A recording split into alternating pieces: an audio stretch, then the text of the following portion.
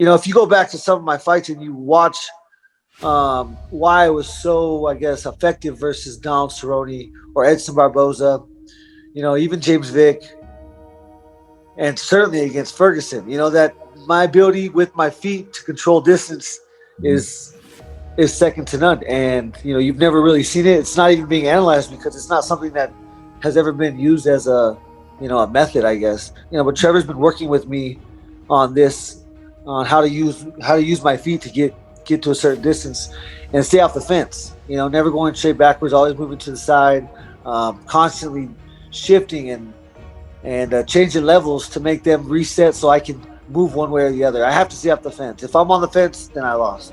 Yeah. But if I have a really, really good belief that he's going to have a really hard time to put me on the fence. You got to have feet work. Without the feet work, you can't stay off the fence. He's not getting takedowns in the open. You go watch all of his fights, you're going to see maybe 5, a handful, if that, of takedowns in the actual center of the cage. He'll start in the middle, but he's going to push you. It's to push you to the cage and use the cage. It's going to be me keeping that distance where he feels slightly uncomfortable. In order to shoot a double leg, you have to be at a distance in which you feel comfortable. In wrestling, it's always, I shouldn't, unless my head's touching your head, I should never take a shot. If he's taking a shot in the open, it's to drive you to the fence to finish the takedown. Controlling distance, staying off the fence is going to be the most important thing in the world when it comes to that fight. If you watch all my fights, they don't start, a minute or a minute and a half in. When that first bell rings, it's to the death immediately. It's we're fighting at a much different range than what you wrestle at. And in order to get your hands on me, you have to extend yourself, and I get to punch you now, and kick you and knee you. So I get to cause damage. There's gonna be a zone in front of me. It's not very big, and it's gonna be a zone of death. And if I have to represent death every time he enters this zone, and that's what I'm the best at. Creating carnage, creating car crashes. So my only goal when I step in there is to create as many car crashes as possible. Whether it be our bodies hitting, our heads hitting, our shoulders hitting, our fists, my fist hitting his head, his fist hitting my head. It doesn't matter. I need to create car crashes because I need to, that's the only way to beat this guy. I think I have more power than anybody ever has consistently had in the lightweight division. Kicks mostly. And 4 or 5 kicks, I'm going to land 4 or 5 kicks through that fight. It only takes 4 or 5. And I know how bad those kicks hurt.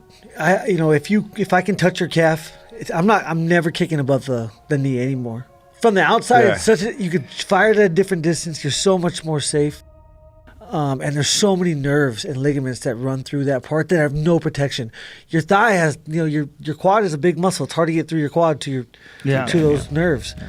You could touch the nerves. I got to touch Khabib there 4 times, and then he's compromised. Since I was 4 years old, I can promise you that the only thing that I have strived for every day is to never be held down on my back. As a wrestler, you can't even rest on your back. If you were resting and laying on your back, it was 50 push-ups. Every single time your back touched the mat, 50 push-ups. I've been working for this my whole life. He's never faced a wrestler like me. He's also never faced somebody that's been working as hard or as long as he has. There's not a he hasn't. There's no possible way he's worked harder or longer than me because we're the same age. He could. I'm sure it's the same, but it's not more. And I'm very confident in that. In wrestling, you move forward and you constantly are engaging. Now it's a different game. It's a different game we're playing. I'm constantly I'm constantly at a distance that. You feel you can shoot, but it's right away when you make that commitment. You understand that I'm not there.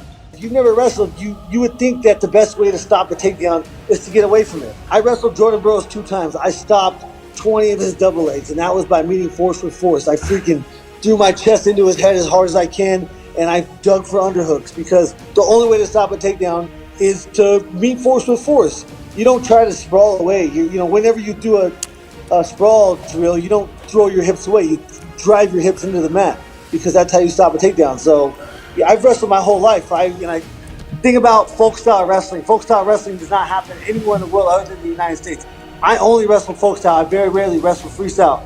In folk style, I think the biggest factor is you're allowed to expose your back without giving up points, which means you scramble. So whenever he goes to take me down, I'm going to be flipping and rolling ways that he's never felt in his life. You cannot hold me down. I will get up, and I will scramble, in a different way than he's ever known.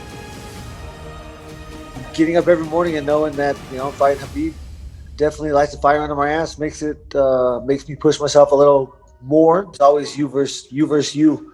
That's something I always say. So yeah, I really just need to get up and make sure, again, work harder than yesterday. Make better choices, be more consistent.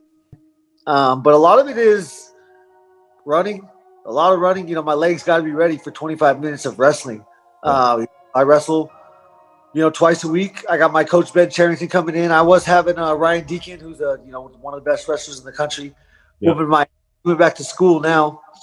So I got Carrington Banks, Taiwan Claxton, Archie Colgan, three.